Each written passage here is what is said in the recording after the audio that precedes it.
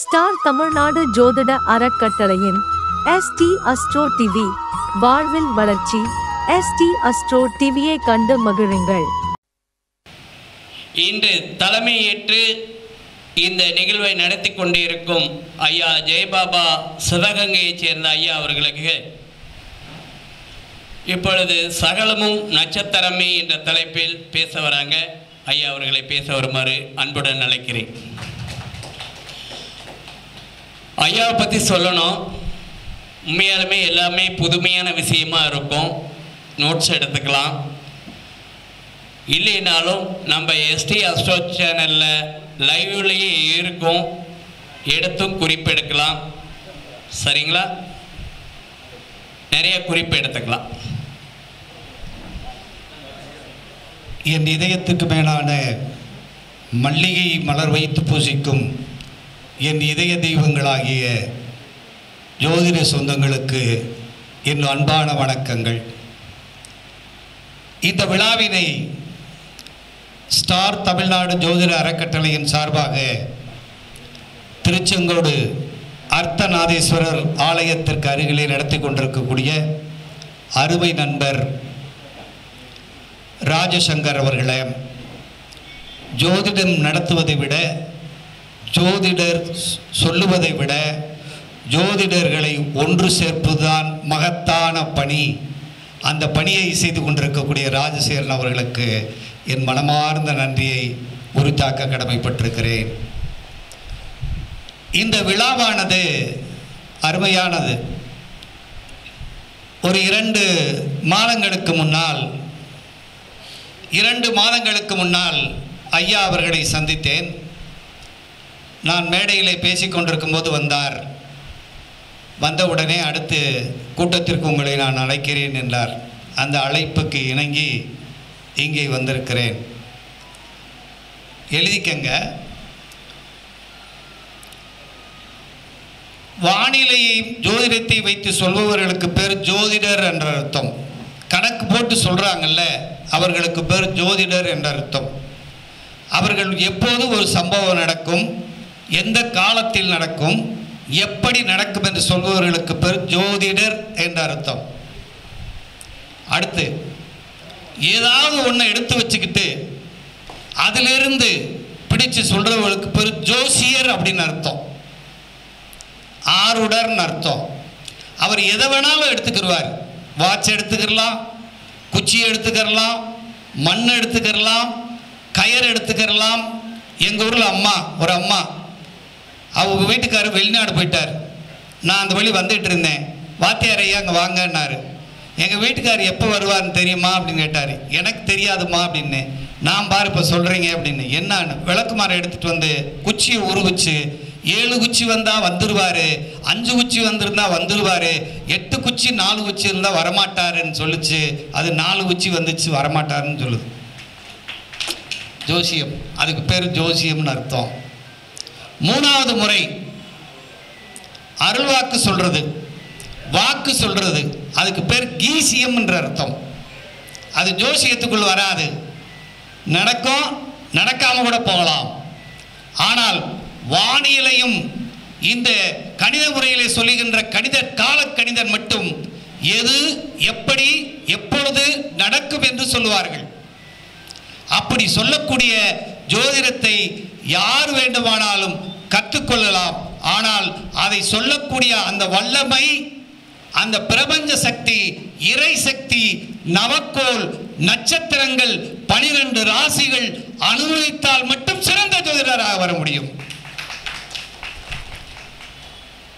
ஐயா அவர்கள் மரபணு ஜோதிடத்தை பற்றி சொன்னார். கர்மவினை என்று சொன்னார்கள். நான் அவர் சென்னையில் இருக்கக்கூடிய அருமை நண்பர், அந்த ஜோதிடத்தை பரப்புன அருமை நண்பர் அவர்களிடம் நானும் பயின்றவன் என்ற முறையில் முதல் முறையாக அவரிடம் சென்று அதை பயின்றேன். மரபு ஜோதிடம் என்பதை, அந்த கர்மவினை DNA அஸ்ட்ராலஜிங்கிறத மரபணு ஜோதிடம் என்பதுதான் சிறந்த வார்த்தை. மரபுகளில் ஒருவன் சூரியனுடைய மரபு தொடர்புடையவர்கள், சந்திரனுடைய மரபணு தொடர்புடையவர்கள், செவ்வாய் மரபணு தொடர்புடையவர்கள், அந்த மரபின் வழியில் வந்தவர்கள் அதை அனுபவிக்க வந்திருக்கிறார்கள் என்பதை தெள்ளத் தெளிவாக காட்டுகிறது. ஆனால் அந்த அவருக்கும் விஷாலுக்கும் எனக்கு ஒரு முரண்பாடு உண்டு. அவர் ஜோசியர், பலன் சொல்ல முடியாது, தசாபுத்தி எல்லாம் இல்லை என்று சொல்வார். ஆனால் நான் சொல்லுகிறேன், ஜோதிடத்தை நன்கு தெரிந்தவர்கள், ஜோதிடத்தை புரிந்தவர்கள், ஜோதிடர்கள் ஜோதிடத்தை குறை சொல்லக்கூடாது, நிந்திக்க கூடாது. ரிஷிகள் 18 ரிஷிகள் கண்டுபிடிக்கப்பட்ட சாஸ்திரத்தை குறை சொன்னால் ரிஷிகள் சாபம் அவர்களுக்கு வந்துவிடும். ரிஷிகளுடைய சாபத்தை பெறக்கூடாது. எனக்கு நட்சத்திரத்தை பற்றி தெரியவில்லை, ராசியை பற்றி தெரியவில்லை, கோள்களை பற்றி தெரியவில்லை, குறி சொல்ல தெரிகிறது என்றால் ஜோதிடமே பொய் என்று சொன்னால் அவர்கள் கோள்களின் கோலாட்டத்தில் சிக்கிக் கொள்வார்கள். ஆகையால் நட்சத்திரம் மொத்த ஜோசியத்தை 5ஆ பிரிச்சுக்கங்க.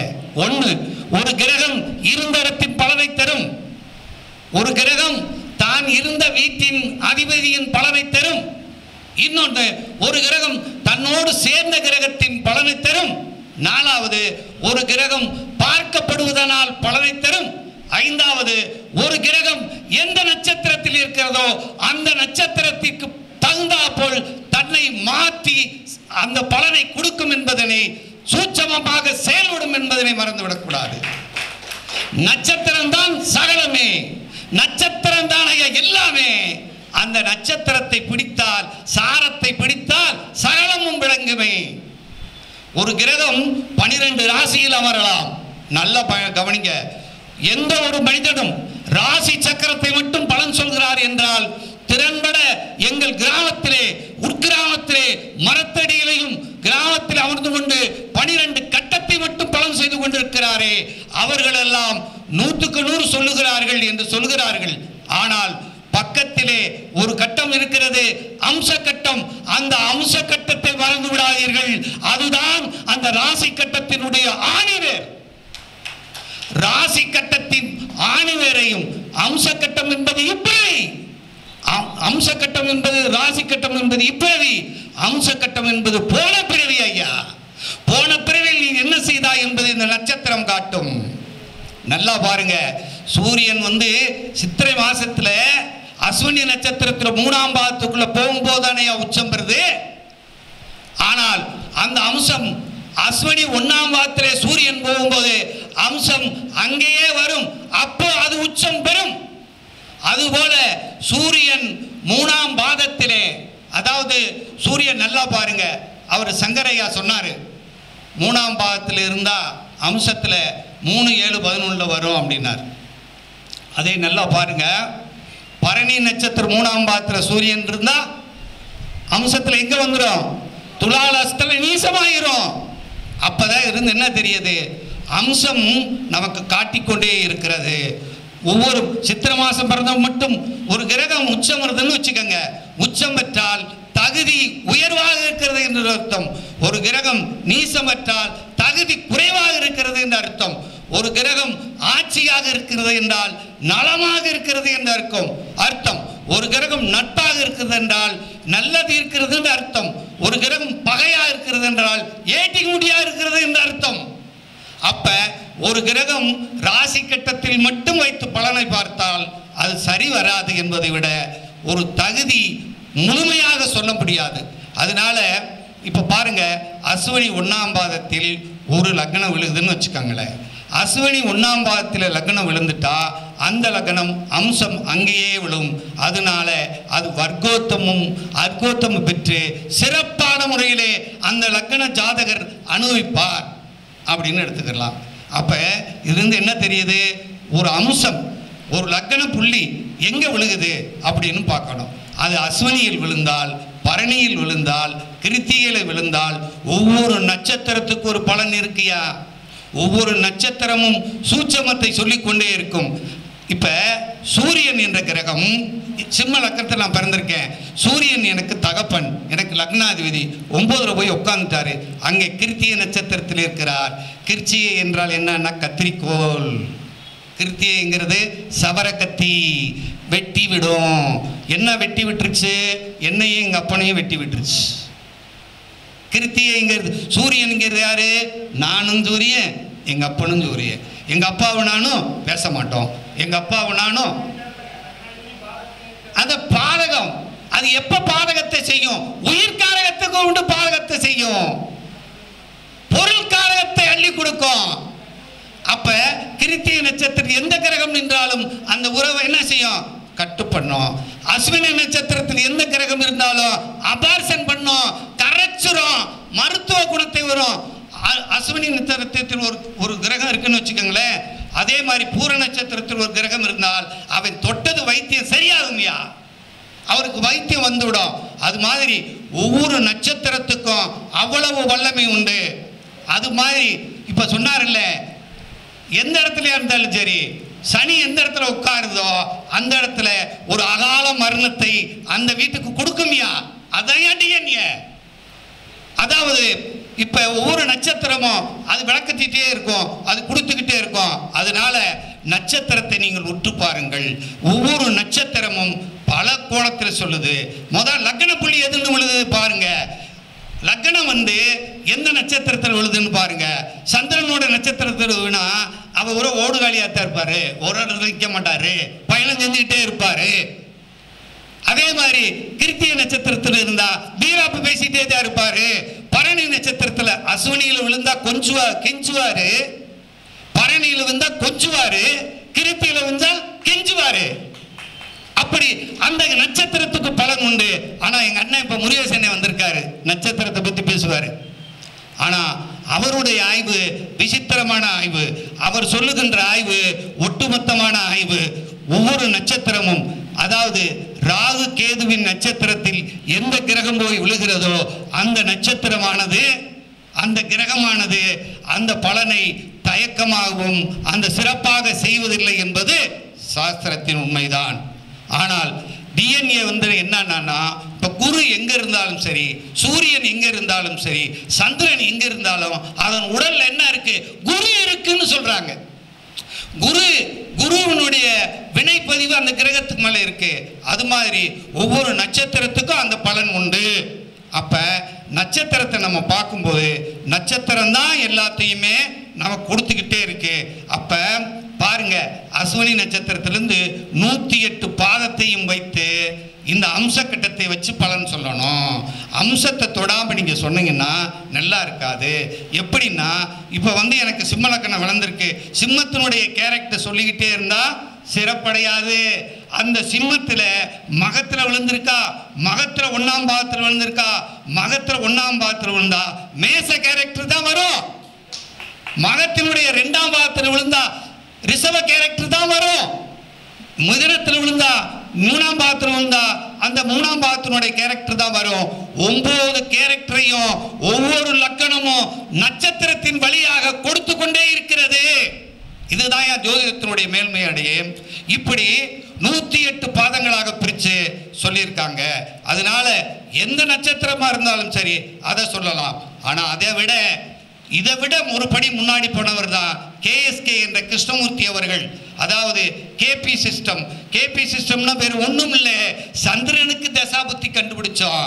ஆனா 12 பாவத்துக்கும் தசாபுத்திகளை போட்டு சொன்னது தானையா கேபி. ஒவ்வொரு பாவத்துக்கும் தசாநாதன், புத்திநாதன், அந்தரநாதன், சூட்சமநாதன் என்று ஐயா அவர்கள் கண்டுபிடித்தார்கள். அதை என்று டெவலப் பண்ணினார்கள். அதை தான் எங்களுடைய அருமை நண்பர் அவர் கடக ராமசாமி சொல்லுவார், பாரம்பரியத்தினுடைய மணிமகுடம் தான் கேபி அப்படின்பாரு. அப்ப கேபி என்பது ஏன் கேபியில் ஒருவர் சிறந்து வர முடியலைன்னா, பேபி என்பது துல்லிதமாக போகிறது. எப்படி என்றால் அது நேரம் நிமிடத்தின் அடிப்படையில் குறிக்கப்படுகிறது. அங்கே நேரத்தையும் நிமிடத்தையும் சரியாக கணக்கிட்டு அந்த டயத்தை கண்டுபிடிக்கலைன்னா கேபி பழகி நடிக்காம போயிடும். அதனால நமக்கு தாய் கொடுத்த அந்த தாய், தமிழ் தாய், நம்ம இந்திய தாய், நம்ம இந்திய ஜோதிடம் கொடுத்த பாரம்பரியம் நமக்கு தாயாகவும், கேபி என்பது மனைவியாகவும் அதை எப்படி கையாளுகிறோமோ அதுபடிதான் கேபி கையாளுக்கு பலன் கொடுக்கும். ஆனா நம்ம தாய் என்ற தமிழ் ஜோதிடம், நம்முடைய பாரம்பரியம், நம்முடைய மரபு ஜோதிடம் நாம் எப்படி கையாண்டாலும் அது நமக்கு பலனை கொடுக்கும். அதனால மரபை நாம் பேணி காக்க வேண்டும். ஜோதிடத்தை, அதாவது கொஞ்ச நாளைக்கு முன்னாடி ஜோதிடரை குறை சொன்னார் ஒரு நடிகர். என் அண்மை நண்பர் மாரிமுத்து அவர்கள், என்னுடைய நண்பர், என் ஊர்க்காரு. அவர் தமிழ்நாட்டில் இருக்கக்கூடிய அத்தனை ஜோதிட சங்கங்கள் என்ன செஞ்சிச்சு, எதிர்த்துச்சு. ஆனா இன்னைக்கு ஜோதிடராக இருந்து கூட ஒருத்தர் ஜோதிடர் இது செவ்வாய் தோஷம் இல்ல, நட்சத்திர வேலை செய்யாது, இது கேபி தோஷம் வேலை செய்யாதுன்னு ஒருவர் சொல்லிக் கொண்டிருக்கிறாரே, அவரை இந்த ஜோதிட சங்கம் என்ன செய்திருக்கிறது என்றால் ஒன்றும் செய்யவில்லை. அப்படிப்பட்ட ஜோதிடத்தை குறை சொல்பவர்களை ஜோசியத்தை விட்டு பழைய தொழில் ஓடி போயிரு. ஜோதிடத்தை குறை சொல்லாதீர்கள்.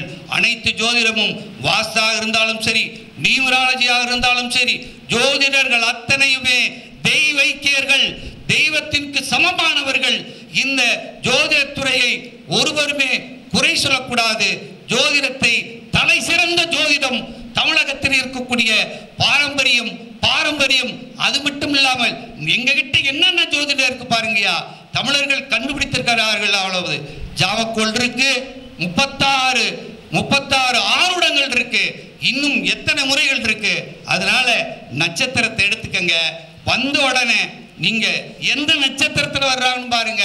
ஒண்ணும் இல்ல, தாராபலன் இருக்குல்லவா, இந்த தாராபலனை எப்படி கண்டுபிடிச்சாங்க அப்படின்னா, வெட்டுப்பட்ட நட்சத்திரங்கள். 3வது நட்சத்திரம் கிருத்தியை வெட்டுப்பட்டிருக்கு. 3வது நட்சத்திரம் கிருத்திய நட்சத்திரம் வெட்டு, 5வது நட்சத்திரம் மிருகசீரிடம் வெட்டு, புனர்பூசம் வெட்டு. அதனாலதான் 3வது தாரை, 5வது தாரை, 7வது தாரை வெட்டுப்பட்ட நட்சத்திரம். அந்த காரியத்தில், அந்த நட்சத்திரத்தன்னைக்கு எந்த காரியம் செய்யக்கூடாது, புதுசா ஒரு தொழில் தொடங்கக்கூடாது, புதுசா கல்யாணம் பண்ணக்கூடாது, புதுசா குடும்பம் நடத்தக்கூடாது, புதுசா எந்த காரியமும் செய்யக்கூடாதுன்னு முன்னோர்கள் அதுக்கே படுக்கையில படுத்தா தேரமாட்டான் கூட எழுதி வச்சிருக்காங்க. அந்த வெட்டுப்பட்ட நட்சத்திரங்களை அடிப்படையாக என்றால். ஆனால் அதையே 27 நட்சத்திரத்துக்கும் தாராவளன் உண்டு.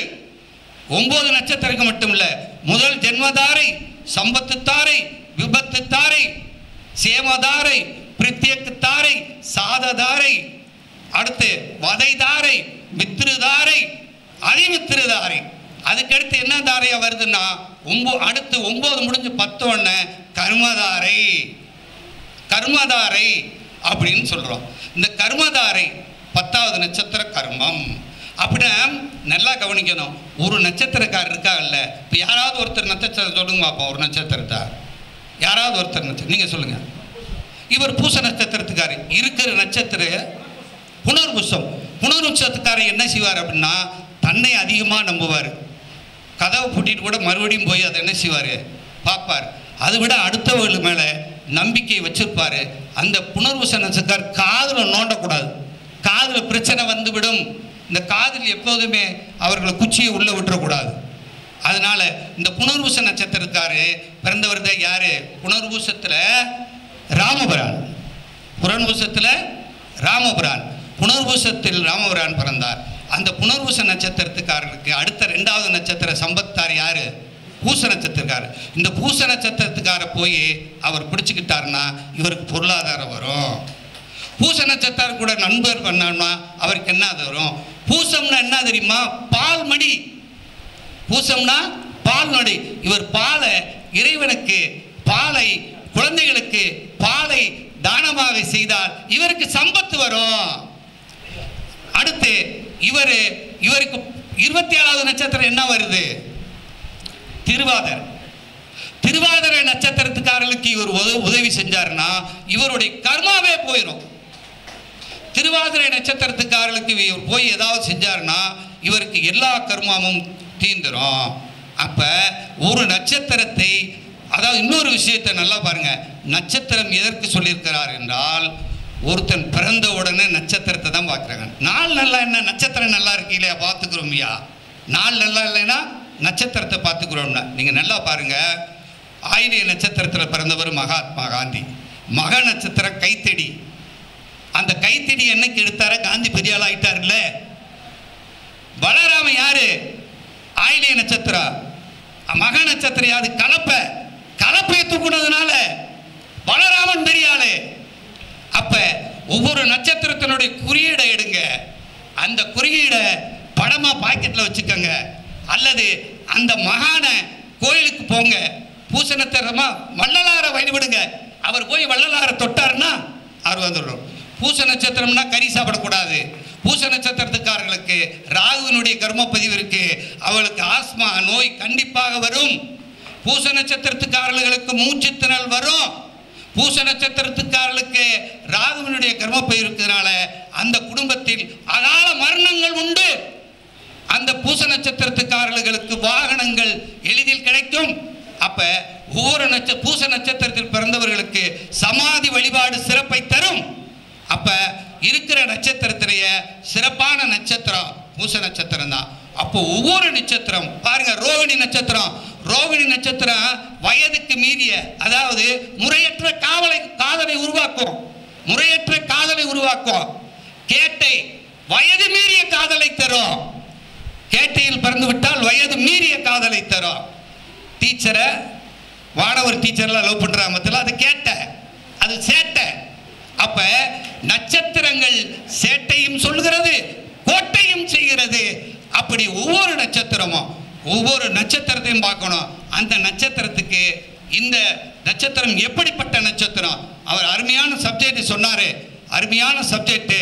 இன்னொரு வாய்ப்பு கிடைக்கும் போது ஒரு நாளாவது இதேவும் நம்முடைய இந்த சங்கரையா அவருடைய தலைமையில் டிஎன்ஏ அஸ்ட்ராலஜி மரபணு ஜோதிடம் என்பதை கற்றுக் கொடுப்போம்.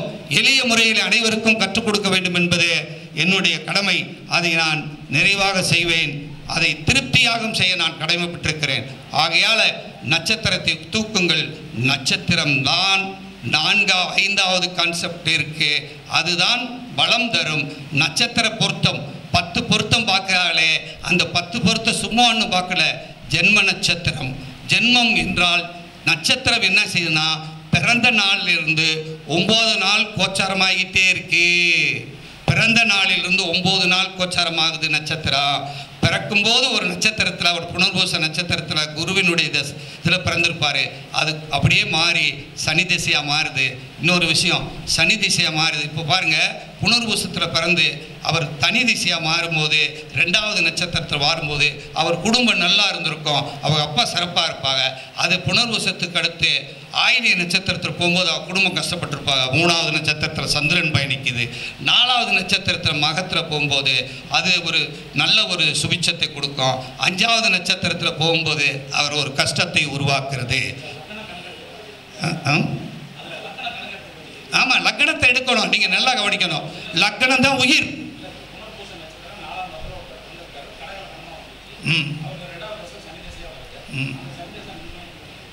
இப்போ பாருங்க, லக்னம் இங்கிறது உயிர். லக்னம் தான் அனுபவிக்க போகுது. லக்ன புள்ளி எந்த நட்சத்திரத்தில் விழுந்திருக்கிறதோ அந்த நட்சத்திரத்திலிருந்து இந்த சந்திர ஜென்ம நட்சத்திரம் என்ன லக்னம் விழுந்திருக்கிறதோ அதுவரை நீங்கள் கணக்கு பார்த்து சொன்னாலும் 100% அப்படியே அமையும். இப்போ அவர் சொல்கிற மாதிரி புனர்பூச நட்சத்திரத்தில் லக்ன புள்ளி விழுந்து அதுக்கு 2வது நட்சத்திரத்தில் பூச நட்சத்திரத்தில் சந்திரன் விழுந்துட்டா பிறக்கும் போதே சுபிட்சத்தை அவர் அனுபவிப்பாருங்கிறத மறக்கக்கூடாது. ஆனால் அதே இதில் புருஷத்தில் முடியாமல் ஆயிலத்தியில் விழுந்திருக்குன்னு வச்சுக்கோங்களேன், இவர் பிறக்கும் போது இந்த லக்கண ரீதி என்ன செய்ய போகிறாரு, அனுபவிக்க போகிறாருன்னு அர்த்தம். அப்போ லக்கணத்தை நீங்கள் பார்க்காம பலன் சொன்னீங்கன்னு வச்சுக்கோங்களேன், தோற்று போயிடுவீங்க. லக்கண புள்ளி, லக்கணம் எந்த நட்சத்திரத்தில் விழுந்திருக்கு, எதுக்காக, ஒன்றும் இல்லை. லக்கணம் எந்த நட்சத்திரத்தில் விழுந்திருக்கிறதோ அந்த லட்சணம் தான் அவனுடைய முதல் சுவாசமே. அந்த முதல் சுவாசத்தை நம்ம பார்க்கணும். முதல்ல தொப்புள் கொடியை கட் பண்ணோன்னே சந்திரனும் அந்த லக்கண புள்ளியனும் இப்போ லக்கணம் நகர்றதா சொல்றாங்க, லக்கணம் நகர்வதாக சொல்லுகிறார்கள். லக்கணை நகர்த்தி வைத்து பார்க்கலாம். அது நிரந்தரம் அல்ல, தற்காலிகமானது. அது தற்காலிகமானது, அது நகர்வதை வைத்து தற்காலிகமாக சொல்லலாம். ஆனால் நிரந்தரமாக பலன் சொல்வதற்கு பிறந்த ஜாதகம் தான், இயற்கையாக இருக்கக்கூடிய அந்த பிறந்த ஜாதகம் தான் வேணும். அதனால ஒரு ஜாதகத்தை பார்த்தோன்னே லக்னம், ராசி, அதுக்கடுத்து சூரியனை பாருங்க. மதி, விதி, மதி, கதி. சூரியனை பார்த்து சூரியன் எப்படி இருக்கிறாரோ அதுவும் அவர் தான், அந்த ஆன்மா தான்.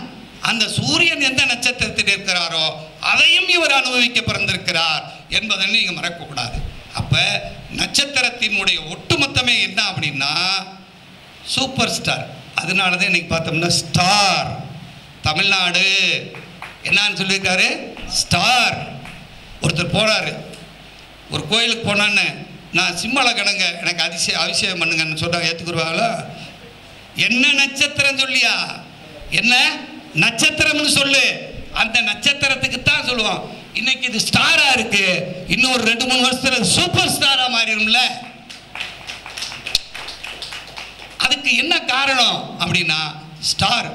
நட்சத்திரத்தை ஏன் எடுத்தாங்கன்னா பல கோடி மைலுக்கு முன்னால் நட்சத்திரத்திலிருந்து ஆற்றலை கிரகம் பெற்று, கிரகம் தன்னுடைய அந்த கிரகத்துக்கு என்ன இல்லை, சுய ஒளி கிடையாது, அதை வாங்கி சந்திரனுக்கு டிரான்ஸ்ஃபர் பண்ணி, சந்திரன் என்ன செய்யுதுன்னா 12 லக்னத்துக்கும் கொடுக்குது. 12 லக்னம்னா யாருன்னா பூமி தான் 12 லக்னம். அந்த பூமி அந்த 12 லக்னத்தில் எந்த நேரத்தில் சூரியன் உள்ள விழுகுதோ அந்த நேரத்தில் யார் பிறக்கிறாளோ அதுதான் லக் இனம்.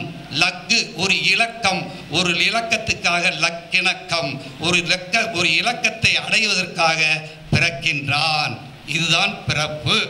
அப்ப அந்த பிறப்பை காலம் கணிக்கின்ற நம்ம ஜோதிடர். அதனால ஜோதிடருக்கு என்ன வேணும்னா, முதல்ல ஜோதிடர் ஆகணும்னா ஆயிலிய நட்சத்திரத்தில் புதனுடைய நட்சத்திரத்தில் குரு அமர்ந்தால் ஜோதிடராயிடலாம். குருவோட நட்சத்திரத்தில் புதன் அமர்ந்தால் ஜோதிடராயிடலாம். அடுத்து புதனுடைய வீட்டையோ அல்லது குருவோட வீட்டையோ சனி பகவான் முந்தைய வீட்டிலிருந்து அடுத்த வீட்டை பார்க்கறது மாதிரி இருந்தாலும் தொடுறது மாதிரி இருந்தாலும் ஜோதிடராக ஆயிடலாம்.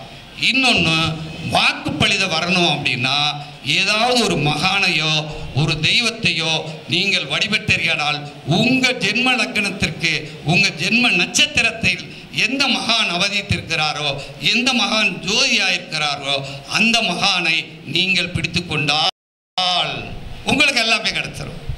இப்போ புனர்வசத்தில் அவர் பிறந்திருக்கார் அப்படின்னா அவர் என்ன செய்யணும், தன்வந்திரியை பிடிச்சிக்கிறணும். தன்வந்திரியை பிடிச்சாருன்னா அவர் என்ன செஞ்சிடலாம், பெரிய ஆளாயிடலாம். அப்போ பூச நட்சத்திரத்தில் பிறந்தால் வள்ளலாரை பிடிச்சிக்கிறலாம். அப்போ இப்படி அஸ்த நட்சத்திரத்தில் பிறந்தால் கருவூராரை போய் தொட்டுக்கிறலாம்.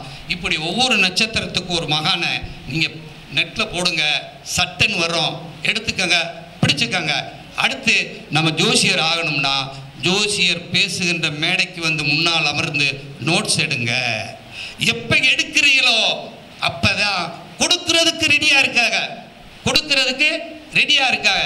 அவங்க எப்படி இருக்காங்க, அஸ்வினி மகம் மூலம், அஸ்வினி மகம் மூலம், திருவாதிரை உணர்வு, திருவாதிரை சதயம், அடுத்து மாந்தி. இதில் எந்த கிரகம் இருந்தாலும் அந்த கிரகம் தன்னுடைய காரகத்துவத்தை சிறப்பாக செயல்படுவதில்லை. ஒரே பாயிண்ட்ல அண்ணன் சொல்லிடுவார், ஒரே பாயிண்ட் தான். செவ்வாய் போய் திருவாதிரையில் இருந்தான்னு வச்சுக்க, ஏன் திருவாதிரையில் இருந்தார்னா திருவாதிரை என்பது கண்ணீர் துளி, திருவாதிரை என்பது கண்ணீர் துளி. தில்லுமுள்ளு திருவாதிரை, திருவாதிரை போய் உட்கார்ந்தான்னு என்ன ஆகும், தன் காரகத்துவத்தை அழித்துக் கொள்கிறது. சதை எப்படிப்பட்டது நல்லா கவனிங்க. இந்த ராகுபடி நட்சத்திரமும் கேதுவின் நட்சத்திரத்தை வரிசையா எழுதி பாருங்க. மூல நட்சத்திரம் எழுதிட்டா மூலாதாரம், மூல நட்சத்திரம் மூலாதாரம், சுவாதி நட்சத்திரம் சுவாதிஷ்டானகம், மக நட்சத்திரம் மணிப்பூரகம், திருவாதிரை அநாதகம், திருவாதிரை. அப்ப அஸ்வினி நட்சத்திரம் விசுத்தி, சதயம் ஆக்னை, அபிசித்திங்கிறது சிரசாதார். அப்ப இந்த நட்சத்திரம் தான் ராகுக்கு தானே நம்ம வாழ்க்கை. அப்ப ராகுன்னா என்னன்னா கீழே, ராகுன்னா கீழே, கேதுன்னா மேல. ராக தொட்டா பிறப்பு, ராக தொட்டா கீழே இருப்போம், கேத தொட்டா மேல போயிருவோம். ராகுன்னா ஆண்குறி, கேதுன்னா பெண்குறி. பிறப்புக்கு எப்படி பிரிச்சிருக்காங்க பாருங்க. அப்ப நட்சத்திரங்களை எப்படி நமக்குள்ள உருவத்தாகவும் உள்ளத்தாகவும் ஒண்ணும் இல்லை. நம்ம உடம்புல ஒவ்வொரு நட்சத்திரத்துக்கும் பாருங்க, தலை அப்படின்னா கிருத்திகை, ரோகிணின்னா நெற்றி. அப்ப பாருங்க கிருத்திகை ரோகிணி, மிருகசீரிசம்னா புருவம், திருவாதிரைனா கண்ணு. அப்ப திருவாதிரை நட்சத்திரம்னா கண்ணு நமக்கு திருவாதிரை. அப்ப புனர்வூசம்னா மூக்கு, புனர்வூசம் பூசம், பூசம்னா முகம், ஆயில்யம் காது, மகம்னா வாய். இப்ப ஒவ்வொரு நட்சத்திரத்துக்கு உடம்புலையும் நம்ம பார்த்து இந்த நட்சத்திரம் ஒண்ணும் இல்லை. நீங்க நல்லா பாருங்க. இப்ப அஸ்த நட்சத்திரம் 1ஆம் பாதத்துல ஒரு லக்னம் விழுந்துருச்சுன்னா அம்சத்துல எங்க போயிடும்? மேசத்துக்கு போயிரு. அதே அஸ்த நட்சத்திரம் 2ஆம் பாதத்துல இருந்தா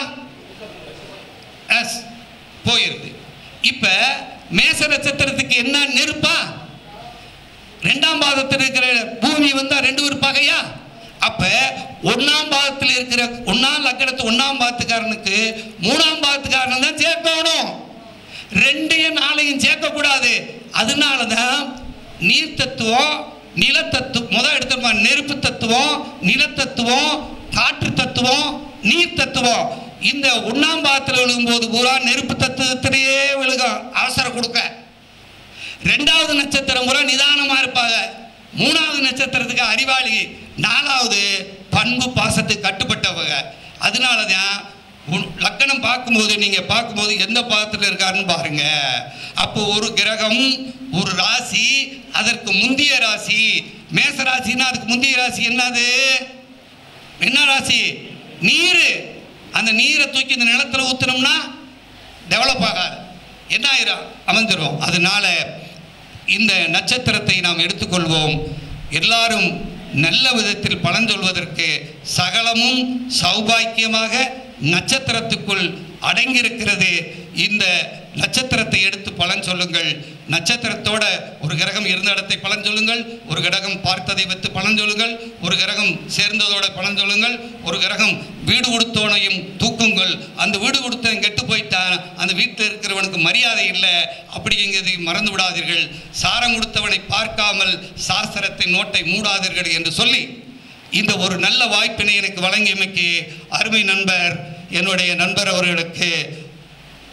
அவர்களுக்கு மீண்டும் நன்றியை பாராட்டி இந்த வாய்ப்புக்கு என்னுடைய உரைக்கு திரையிடுகிறேன்.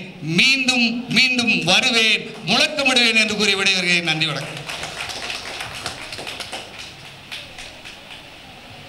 சகலமும் நட்சத்திரமே என்ற தலைப்பில், அதாவது நட்சத்திரங்களை பற்றி பேசணும் அப்படின்னா நிறைய விஷயங்களை பேசலாம்.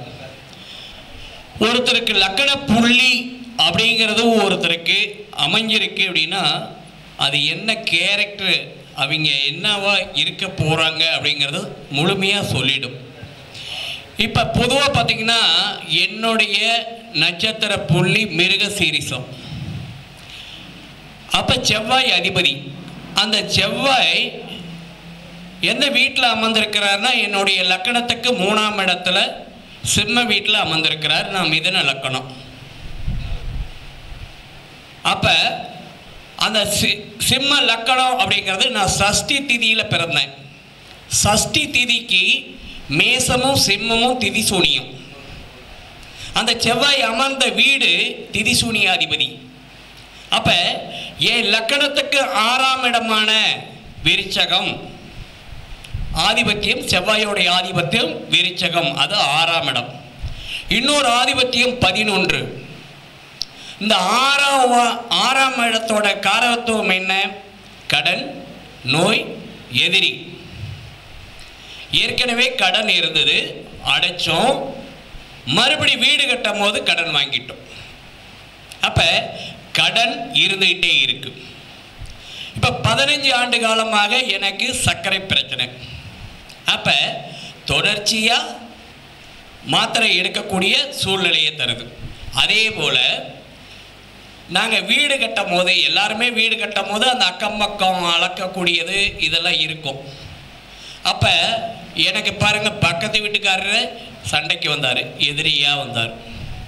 பக்கத்து இடத்துக்காரங்களும் எங்கள் சித்தப்பூட தான் வேணா எதிரியாக வந்தாங்க. அப்போ அந்த எதிரிங்கிறது காட்டிடுச்சு. அப்போ 11ஆம் இடம் அப்படின்னு சொல்லக்கூடிய அந்த இடம் லாபஸ்தானம். என்னுடைய 40 வயசு வரைக்கும் லாபம் எந்த இடத்துல எந்த மூலையில் இருக்குதுன்னு கூட தெரியல. அதே போல் சகோதரத்துவம் அப்படின்னு எடுப்போம். அங்கே பாருங்கள், செவ்வாய் அமர்ந்த 3ஆம் பாவகம் சகோதரி, இளைய சகோதரி, அங்கே பகை. 11ஆம் இடமான மூத்த சகோதரி பகை. அவங்களுடைய வாழ்க்கை சிறப்பில்லை.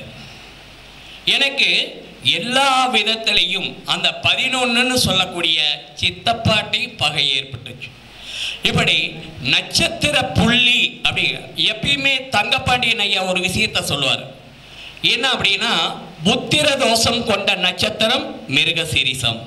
அந்த மிருகசீரிச நட்சத்திரத்தில் என்ன லக்கண புள்ளி உழுந்ததுனால எனக்கு 2மே ஆண் குழந்தைகள். அப்ப ஒரு பெண் ஒரு ஆண் இருந்தால் மட்டுமே அவர்களுக்கு புத்திரதோஷம் இல்லை என்பதை சொல்லும். அருமையாக இப்படி நட்சத்திரத்தை வைத்து மிகவும் சிறப்பாக போல்டாக பேசிய ஐயா அவர்களுக்கு நமது